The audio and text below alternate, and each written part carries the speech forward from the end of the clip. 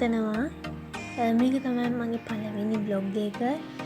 වෙනදට සාමාන්‍යයෙන් මම බ්ලොග් දාද්දී සබ්ටයිටල් දානවා.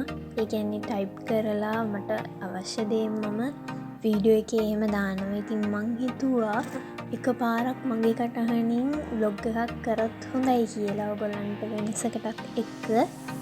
දැන්ට මම බ්ලොග්ස් දෙකක් දාලා තියෙනවා. මේ මගේ තුන්වෙනි බ්ලොග් එක. අද ඉතින් මේ බ්ලොග් එකෙන් පෙන්නන්නේ වෙසක් බලන්න ගියපු හැටි. ඉතින් මුලින්ම අපි පන්සලට ගියා. පන්සලට ගිහිල්ලා පන්සලේ මල් පහන් තියලා ඒ වැඩ ටික කරා. බුද්ධ පූජාවත් තිබිලා බුද්ධ පූජාවත් අල්ලලා ඇත්තටම පන්සලට ගියාම හිතට හරි නිදහස් යාළුවනේ. මල් ගහකුත් හම්බුණා. ඉතින් මල් ගහත් වීඩියෝ කරා. ඊට පස්සේ අපි ඔන්න දැන් පන්සලෙන් එළියට යනවා වෙසක් බලන්න. ඇත්තටම යන මග නම් එළිය වෙසක් තිබුණේ නෑ. මොකද අපි පැත්තේ එළිය වෙසක් නැහැ.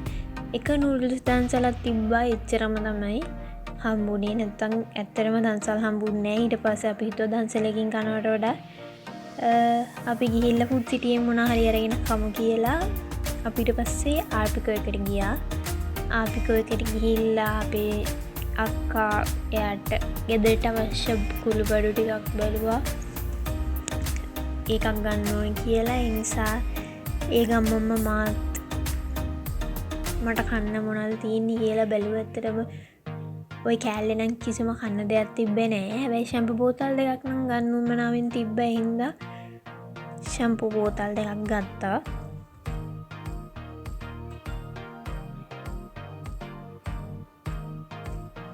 ඒ වගේම අයිස්ක්‍රීම් එකක්. ඊට පස්සේ අපි කැරවෑන් එකට ගියා මොන හරි කන්න. මොකද අපි තුන් දෙනාම රැයට කාලා ආවේ නෑ. වෙසක් බලන්න එන්නේ නේ ආවේ. ඉතින් වෙසක් බලන්න යද්දී සාමාන්‍ය වෙසක් කුඩු විතරක් නෙමෙයි දන්සලුත් තියෙනවා. ඉතින් අපි දන්සල වලින් මොන හරි කන්නම් කියලා ආවට අපිට එක දන්සලක්වත් හම්බුන්නේ නෑ. සෝ ඒක නිසා අපි තුන් දෙනාම කැරවෑන් එකට ආවා. කැරවෑන් එකට ඇවිල්ලා අපි බලන්නේ මොනවද තියෙන්නේ කියලා. වැඩියත් ඒකේ තිබ්බේ නැහැ. මං ඕඩර් කරේ රෝල් එකක්. ඊට පස්සේ මම බැලුවා කේක් එක.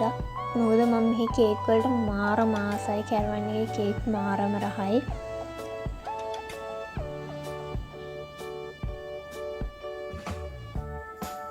ඔන්න මං ගත්තා නෙස්ටි එකයි රෝල් එකයි. අක්කල දෙන්න ගත්තා අයිස් කොෆි දෙකක්. මම මේකේ අයිස් කොෆි බොන්නේ නෑ. මොකද ගොඩක් තිත්ත වැඩි නිසා මම ඒකට එච්චර ආස නැහැ. හැබැයි මම නෙස්ටි එකට මාරම ආසයි.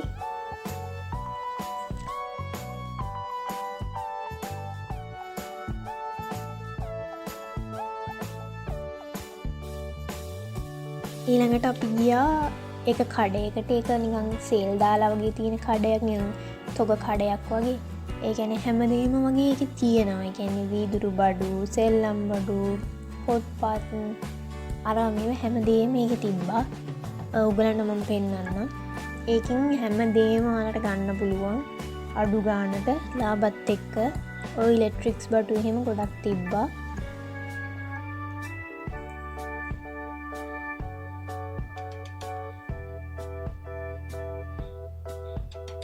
මං ඉතින් හතර වටියේම කැරකිලා වීඩියෝ කරා.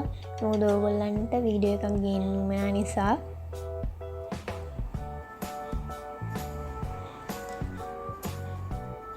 මේ ෂොප් එකේ තියෙන කළුබෝවිල හොස්පිටල් එකට චුට්ටක් මෙහා. ඒ කියන්නේ ඇන්ඩර්සන් පාර ළඟට වගේ වෙන්න තමයි මේක තියෙන්නේ.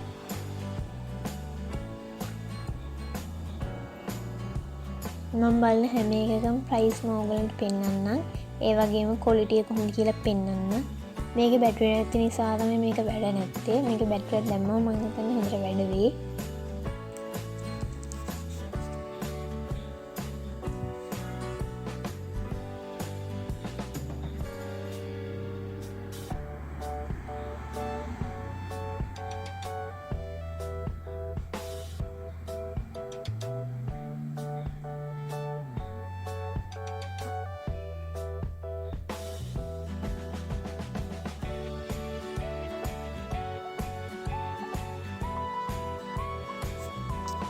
ඕගොල්ලන්ගේ ගෙදරට අවශ්‍ය කරන පීංගන් වීදුරු බඩු එතර කෝප්ප හැමදේම මෙතනින් ගන්න පුළුවන්. ඔන්න දැම්ම යන්නේ බෝතල් බලන්න. මොකද දුරින් නම් මම දැක්ක බෝතල් තියෙනවා ලස්සන. සෝ ඉතින් මං ආව බෝතල් බලන්න.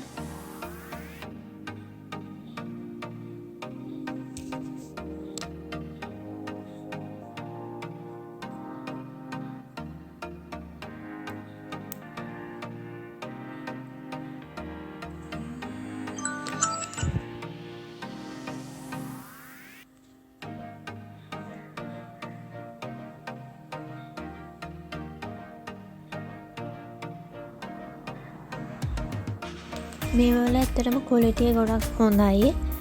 හොඳ කියන්නේ ප්ලාස්ටික් වගේ තමා බට් කැඩෙන්නේ නැහැ. විම වැටුනේ කියලා. ඒක එච්චර හයියට තියෙනවා. ක්වොලිටි එක හොඳයි.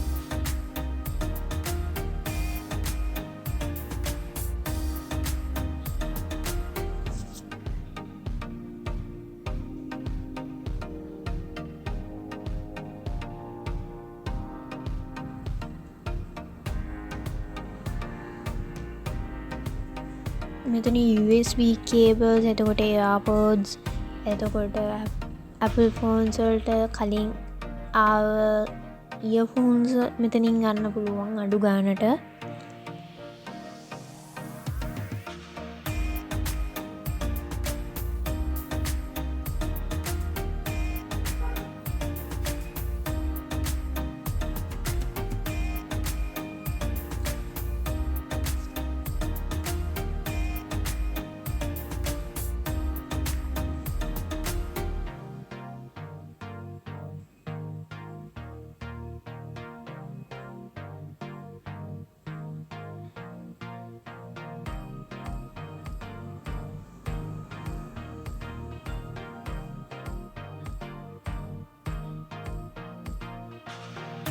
මේ දෙනන ළමයි මං හරිම කැමතියි. මොකද එතන තියෙන චූටි වීදුරු බෝතල් ලස්සන නෝට්ස් දාලා තියෙනවා. ඇත්තට මේවා හරිම කියුට්. කියන්නේ ගෙදර ගිහිල්ලා හරි නැත්නම් වෙන යාළුවෙකුට තෑග්ගකට දෙන්න හරි නැත්නම් ගෙදර තියන්න හරි හරිම ලස්සනයි මේ ඕනමන්ට්ස්. මට හරිම ආස හිතුනේ ඒක දැකලා යාළුවෙක්ට දෙන්න ඒ වගේ gift එකක්. මං හිතන්නේ නෝට් එකක් ඇතුළට දාලා මොනාරි ලියලා දුන්නහම ඒකේ හිනම මෙමරි එකක්. මං ඇත්තටම දේවල් ලියලා දෙන්න ආසයි තෑග්ගක් දෙනවට වඩා. සාමාන්‍යයෙන්ම ලියුම් තමයි ලියන්නේ ගොඩක් යාළුවන්ටම තෑග් දෙනකොට. මගේ අනිවාර්යෙන් gift එකක් ඇතුලේ ලියුමක් තියෙනවම තමයි මගේ හිතේ තියෙන දේවල් එක්ස්ප්‍රෙස් කරලා. හරිම කියුට් දේවල් තියෙනවා. මම ඔයගලන්ට ප්‍රයිස් එකත් එක්කම මේකේ පෙන්නනවා.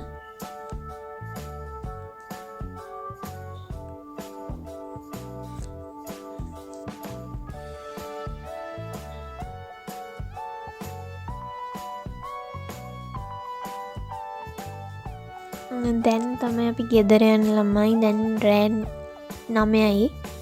9 වෙනකන් අපි 3 දෙනා එළියේ. හැබැයි එක දවසක්වත් අපිට හම්බුන්නේ නැහැ. ඒක නූඩල්ස් ඩාන්සර්ලා තිබ්බා.